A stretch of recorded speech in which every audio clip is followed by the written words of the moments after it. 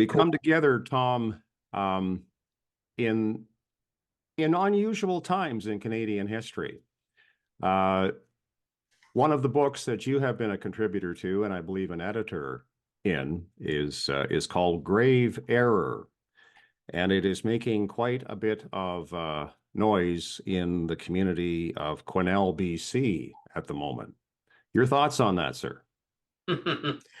Well, it'd be funny if it weren't so tragic. Uh, you have a city council meeting in which all the members of the council they vote unanimously to condemn a book which they all admit they haven't read, maybe not even seen before that evening. Well, what's the city council doing voting on books anyway in the first place? But it's a travesty to vote to condense something that you haven't read. So it was politics. They were pushed into it by the local Indian bands. But it's crazy, really. Kind of a sideshow. The main issue is the claims that are being made around the country about unmarked graves and missing children and so forth. Quesnel, there the issue is not so much the facts of the matter, but rather a censorship kind of issue. Are you even allowed to question the narrative that has developed about unmarked graves and missing children, which is what our book does? It's the title Grave Error makes the point that we think all the talk about unmarked graves is wrong, factually wrong, and we lay out the reasons why we think that. Tom, I noticed the book's release just before Christmas. I did pick up a few copies myself, and I have read the book. One of the things that gets continually floated in mainstream media context and by those who are sort of opposed to the book is this notion of denialism, like Indian residential school denialism. What exactly does that mean? Well, it's difficult to say. It's not a term that has any precise meaning because it's a smear term, piece of invective. It's borrowed from the vocabulary of Holocaust studies, in which there's a school of writers who are usually known as denialists, who claim that the Holocaust never took place, that it's a gigantic hoax, that it was orchestrated by the governments of the Soviet Union, Great Britain, and the United States, who were all secretly controlled by Jews. And the purpose of the hoax is to make the Western, well, not just Western, but the victorious Allied powers feel sorry for the Jews, and therefore to support them in setting up a Jewish state in the Jewish state of Israel. So these writers, they actually do deny something. We don't deny the existence of residential schools. We don't deny people's reports of what they experienced there. Some reports are good, some are bad. We don't deny any of that necessarily. What we say is show us evidence. If you're going to make striking claims about missing children and unmarked graves, show us the evidence. So that's anyway. So they call us denialists. It's just a way of trying to smear us. So, Tom, from your sense of it, why was Grave Error written? Like, what's the main premise behind the writing of the book? Well, it's a reaction to the announcement from Kamloops in May of 2021, which was kicked off the current round of discussion. The announcement of the 215 unmarked graves in the apple orchard. And there was a group of people prior to that who were working on the history of residential schools. I knew these people, some of them. I wasn't working on that topic myself. But they had published a previous book sponsored by the Frontier Center for Public Policy called From Truth Comes Reconciliation. But that was an attempt to create a more accurate portrait of what residential schools were actually like. But then the whole thing got cranked up to a much higher temperature with the announcement about dead children and missing children and unmarked graves. And at that point, other people can speak for themselves, but I said, this doesn't sound right. It just doesn't sound right. So I got in touch with these people that had worked on this previous book, and they were still kind of corresponding with each other on email. And I said, well, I'll put my name down. And so we went from there. So we started writing responses to the Kamloops announcement. And the Kamloops announcements, I should say, were quickly added to from other First Nations, Williams Lake and Blue Quills. I mean, so there's a long list of other reserves that have made similar announcements about unmarked graves. So there was and the Prime Minister grappled with it politically. You may remember he dropped the flags for 150 days, I recall. Half a year, the Canadian flag at federal installations was flown at half-mast. Absolutely unprecedented. I mean, even after nothing like that happened with the huge losses in manpower that Canada suffered in World War I or World War II. Yeah. So anyway, and this went around the world. The New York Times cranked it up even further by calling it a mass grave, which makes it sound like Srebrenica or something from Yugoslavia, bodies bulldozed into a pit. So it just kept getting worse and worse. So we started writing commentaries about it. And we found very quickly that we were shut out of let's call them the legacy media, the main metropolitan dailies, Globe and Mail, National Post, CBC, the television networks, radio networks, local metropolitan dailies like the Calgary Herald or the Toronto Star. And none of these were interested in hearing what we had to say. It was they were all following the lead of the Prime Minister above all, but other politicians and the church dignitaries, bishops and archbishops and academics, and on and on and on. So we started publishing in what you might call alternative media. Rebel News. Well, we actually did not publish in Rebel News. I was interviewed in Rebel News, but we didn't publish in it. But True North, Frontier Center has their newsletter. Western Standard, Quillette, which is an international journal, but has a kind of a North American division to it. Unheard, it's a British journal.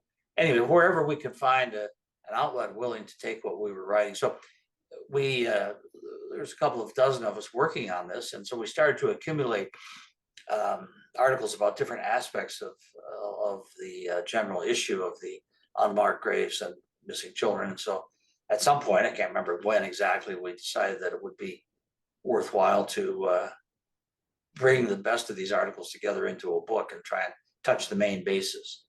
So in the end, a couple of new pieces were written for the book, but most of the book had been previously published, which is how we were able to get it out quite quickly, because the material was already there, had been edited in the past, and didn't need much further work.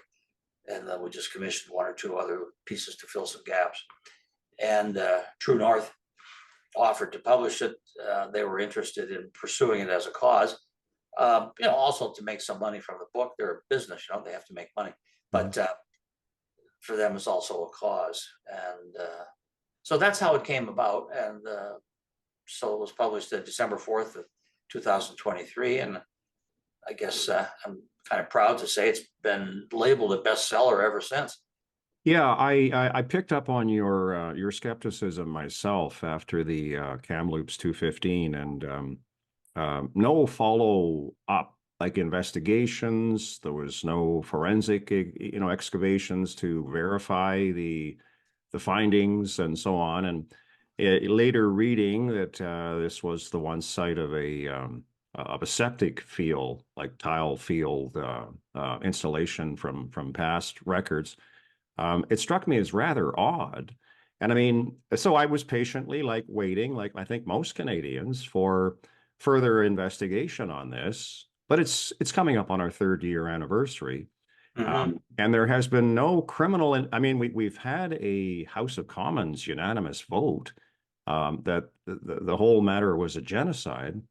I just find it unbelievable that our government isn't moving earth and heavens to excavate, verify, return these so-called genocide remains back to their families for proper internment, and a massive investigation undertaken to hold all accountable, if in fact this is actually what it is being purported to be by our government and our media.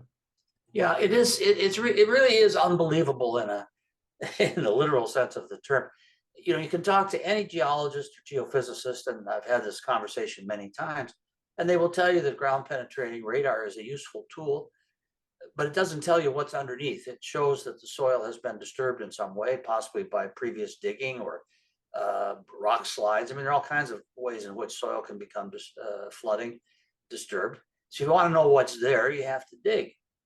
And of course, there's been no digging at Kamloops. Now there has been digging at some other, not many, but a few other places, and nothing has ever turned up. There's been excavations at a couple of schools and at a couple of Indian hospitals where the claim was made that, again, Indians who died were being treated disrespectfully and were just being buried out on the grounds rather than in a proper cemetery. Nobody has yet turned up a skeleton, a casket, a shroud. Exactly. Evidence. Pieces of bone, nothing. So it seems to me that the burden of proof ought to be on those who are making dramatic claims to provide some evidence for it. So anyway, we've been trying to just ask questions and produce facts, which cast doubt on the narrative, and we think that the questions deserve to be answered. Where are these bodies? Where are these caskets? Where are the records of the so-called missing children? Now, let's be clear about this. Children, the residential schools operated in round numbers. There were 150 schools operating over a period of almost 150 years. So we don't know how many children attended. It is said that 150,000 attended, but that figure was invented by somebody in the Prime Minister's office. We think we've never seen any evidence for that figure. But anyway, but a lot of tens of thousands certainly went. So, and it started the first federal funding for residential schools, and started after 1882. There were schools before, but they weren't federally funded. They were just private undertakings of the churches. So federal funding got in starting around 1882. And so this is a period before modern medicine, right? There were no antibiotics, there were no vaccinations. Well, I guess there was smallpox. Smallpox vaccination was the only vaccination. And there were no antibiotics, and the germ theory of disease wasn't fully accepted yet. And health conditions among the First Nations were poor anyway. Living on the reserves or out in the bush, these were people whose older way of life had been disrupted. Their diet had been changed. They'd come into contact with diseases for which they had no inherited resistance, because these were European or Asian diseases, not for the Americas. So health conditions were poor, and particularly contagious diseases like tuberculosis was rampant. And from time to time, other ones like typhoid came more in waves, Spanish flu. And these were killer diseases, and they hit the native peoples particularly hard. So the children who came to the schools were, in many cases, already infected with one or more of these diseases, particularly tuberculosis. And tuberculosis is a disease, we've forgotten all about it now, but probably all of us have somebody in our family further back who died of it. It's a disease which can linger for years and you don't even know you have it. But you can be infecting other people. So it was so widespread. And so, yeah, some kids who went to the schools did die. The researchers for the Royal Commission compiled a list of about 4,200 names of, today they are often called missing children, but what they are, these were deaths which were recorded of students at residential schools. Now, their criteria for inclusion were very lax. They included people who died up to a year after leaving the school, or kids who died on vacation and things like that. But let's, for the sake of let's say that about 4,000 students are recorded as having died over a period of more than a century at the schools. But these are not missing children. These are named children that were recorded as having died. Then beyond that, members, Murray Sinclair and other members of the commission have made irresponsible and inflammatory statements about thousands of missing children with no evidence at all. I mean, who are these children? Why wouldn't their parents inquire about them if they just disappeared? So there are no missing children in that sense. There are dead children, sadly, and I should also say that most of those fatalities were accumulated before the discovery of streptomycin. Starting in the 1940s, the late 40s, tuberculosis was treated effectively with streptomycin, and those deaths declined to almost nothing in the schools. So most of these deaths go back to pre-World War II. And Tom, in reading the book, one of the things that stood out for me is how carefully researched, I mean, with, death certificates and all types of school documentation, that you and your colleagues have verified all of these missing and so-called dead children. I mean, yes, there were lots of dead children, and there's nothing unusual or hidden about that. I mean, all of this has been recorded and meticulously, and so, yeah, it's. Well, take Kamloops as an example. The researchers for the Royal Commission made a list of 51 children who had died at the Kamloops Indian Residential School. Now, this was the biggest school of its type in Canada and was operated for over 100 years. So 51 doesn't strike me as a high number considering the health conditions of the time. But there are death certificates available for most of those students, which the commission did not seek out.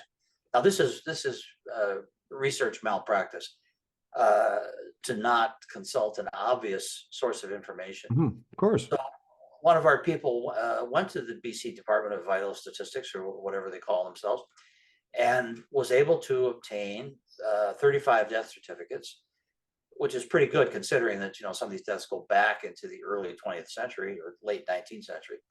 So she found death certificates for a majority of the students who had been listed as having died at the school, and most of them were buried in community cemeteries, either in Kamloops or at the home reserve. Sometimes other places if they had been sent to a hospital. I mean, the different things happened. But there were records of how they died, mostly through disease, and where they were buried, mostly in community cemeteries.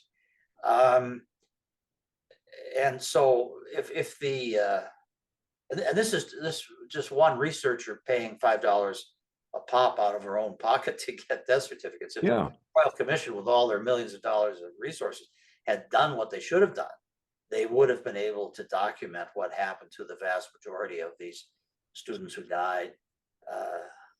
Well, Tom, if I could just pause you there for a moment and ask something that's been on my mind.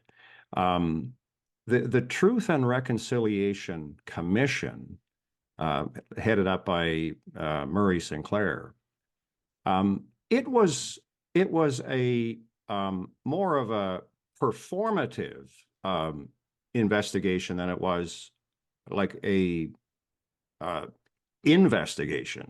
Am I do you understand where I'm saying there? Like, It wasn't a formal sort of government forensically driven examination of the history of the school. It was a different thing. Yeah. Well, that was a big aspect of it. They had, excuse me, hearings around the country at which people were invited to come and testify. And most of those who came were the so-called survivors of the schools, but some were former employees of the schools, or people who had felt they'd had a good experience and wanted to talk about that. But the majority that came were people who told, you know, sometimes disturbing tales about physical and sexual abuse. But you have to bear in mind that the timing of this was at the same time as these same people were applying for compensation for the residential school, under the residential schools class action. So they could get up to, well, in extreme cases, over $200,000 compensation. The more dramatic and the more lurid the story, the higher the level of compensation. The commission itself did not distribute the compensation, but what I'm saying is that it was in the minds of the people who were testifying, it was all kind of part of the same thing. They would tell their stories in these events, and they would be telling the same stories or similar stories to the officers for the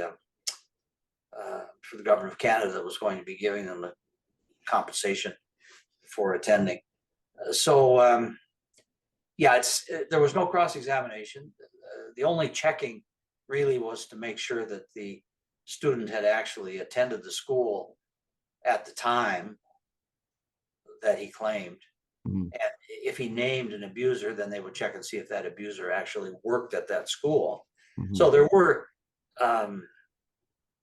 actually thousands of claims that were disqualified because of inaccurate information of that type. But there were still about 80,000 claimants who received compensation for ranging from 10,000 up to 200,000 for having attended the school. So this was the backdrop against which the Royal Commission was holding its hearings. And yeah, you call them performative. They were very emotive, and a lot of people who had good stories to tell avoided them because they felt they would, people would be booing them. They wouldn't get a hearing. Some of the good story people went and testified, but the majority of them were those who felt they had suffered harm, but they also were people who were going to be getting financial compensation for the same story from a parallel source. So, and then on top of that, the commission collected a huge mass of information. I mean, it's a multi-volume report, but all that anybody ever really reads is the summary report. And so in producing the summary, they emphasized the bad stories much more than the good stories. So the process was performative to begin with, but then there was this winnowing process to make it more impactful at the end by emphasizing the worst of the worst and de-emphasizing the better stories that had been told. So it doesn't meet any normal standard of, well, I say normal, any standard of history as it used to be written. There are now new schools of history which tell you that you have to accept oral history without question, that history should be advocacy rather than a neutral description. So maybe it meets the standards of some contemporary historians, but it certainly doesn't meet any standards of history as I was taught to and then learned how to carry it out earlier in my career. Yeah. And this, Tom, it kind of circles back to my opening comment. We're finding ourselves in a very unusual place in history in our country. I, like you, was trained in a rational, sort of empirical scientific model, and we're now in a world where that traditional type of historic investigation, which is, in my understanding, the gist of the grave error text, is now being sort of challenged by the new modern, I guess you'd call it, lived experience type of version of historical revision that we're now living in. Mhm. Yeah, the term lived experience is an interesting one. Of course, that's the only kind of experience there can be, is lived experience. Somebody had to be alive in order to have the experience. But what the term is meant to highlight is the difference between somebody's own story based upon what happened to him or what he claims happened to him, and other more objective forms of evidence, such as written documents, government reports, correspondence, newspaper accounts at the time, the kind of contemporary written evidence that historians have always emphasized in the past. So today, when people emphasize lived experience, they mean, okay, you don't have to pay any attention to these, what we always considered objective sources, forget that, Yeah. and just listen to my story. I had a letter from a young Indian woman a few days ago telling me that I didn't know what I was talking about. I should stop writing about schools. Well, I've heard worse. But what was really interesting, she said that she learned about schools from her grandfather, who, when he was 96, started to talk about memories he had going back to when he was 3 years old, about how the priests would impregnate the female students, and then when the babies were born, then they would throw the babies in the furnace. Mhm. She apparently believed the story and expected me to believe it. But come on, nobody has memories going back to when you're 3 years old. There's a barrier for these early memories that forms, and most of us, our memories start when we're maybe 5 or 6. Certainly in my case, I don't remember anything when I was 3 years old. But so that kind of evidence for such an incendiary claim, no pun intended, but Yeah. throwing bodies into the incinerator, it's, why would you believe that? By any what I consider normal standards of evidence, you would say, hey, that's a dramatic story. Now, what kind of proof do you have for it? But she seemed to think that just by stating it, I would be expected to believe it. So that's kind of typical of what that's the conceptual foundation of this whole moral panic about the unmarked graves. What are your hopes? Are you seeing a direction for grave error? How is it going to contribute to Canada's quest or mission to find truth and reconciliation with our Indigenous peoples? Yeah, well, Bill, my grave weakness as a pundit was always that I could never foretell the future. So I don't. Short answer is I don't know. What we're hoping to do is to get a hearing for the skepticism, Yeah. pointing out that the evidence is not there, hoping that eventually this narrative will unravel when people come to realize that it's based on virtually nothing. How long that will take, I don't know. I mean, I fear quite a while, because the narrative has become so deeply entrenched. As far as reconciliation goes, that's a very elastic term that means a lot of different things to a lot of people. I prefer not to use it at all, because its meaning is so uncertain. My hope for Canada's Native peoples is that over time they will become more prosperous, and enter, I don't want to call it the mainstream exactly, but they will be able to have prosperous lives, which may be different in many ways from the way other people live. Those who want to continue living on little communities and reserves, can do that. I hope that they can achieve prosperity there. And there are good examples of communities that are doing that. I've studied a couple of them. Fort McKay First Nation in northern Alberta, Westbank First Nation in British Columbia are just two. That there are many others that have found a way to get into the business world, whether it's servicing the oil fields in the north, or whether it's real estate development, as in the case of Westbank. But the band earns money, they provide jobs for their members, they are able to provide decent schools and healthcare and so forth. And I hope that model can spread. But the victimization meme, if I can call it that, really works against that. If you constantly think of yourself as a victim, then your idea of progress is to demand not just apologies, but compensation or reparations from the people who have victimized you.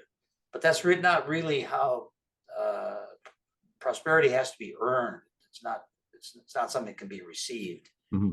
or, for any length of time. You can get money, but it doesn't have a permanent effect if it's just a gift and nothing else. Mm-hmm. So that's my hope, and that's why I'm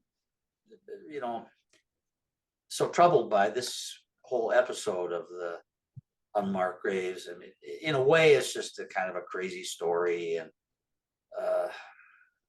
just wait for it to pass. But it's driving people in the wrong direction.